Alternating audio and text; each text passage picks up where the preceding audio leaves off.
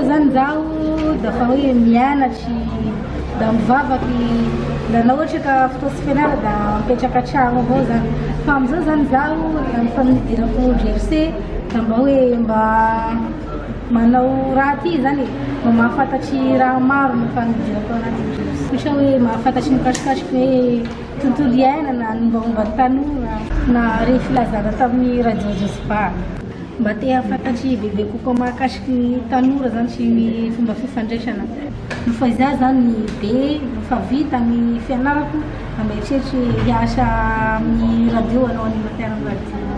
Zaho mbola tsy mahavitra GRC zany sy nahafantatry ny zavatra ianarana ato aby ny mikasikasiky ny fanaovana journaliste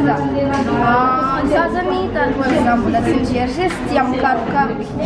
ary koa zaho sy nahafantatry ny momba hoe ny fitaovana ampiasana amin'ny radio amizao zany zaho fa mahalala satria fa lasa GRC da misaotry ny tompon'andraikitra namohany GRC zany zaho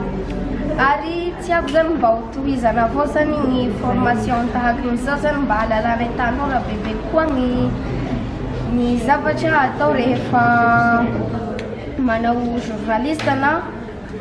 amin'ny GRC zany ny naharegnesako zany da na ny zaza taminay atao zany hitako zany ero manoratry ny raigny aby zany ero da mba agnatitry da mbo sy androany no tompon'andraikitry amizay ty raha ty gatery fa afaky elaelany da nangatako koa zany zaho fa ataoko hoe any zaza eo koa zany afaka magnatitry agny da nanontany hoe afaka magnatitry aby zany zaho ny zaza rehetra eka se ero amizay da nangatako ny fainy koa za da nagnatitry tagny koa da zay zany naharegnesako hoe misy ny GRC ny tandronako zany da mba mpamokatra fandaharana amin'ny télé zany tanjony mpamokatra vaovao fandraisana aminazy zany da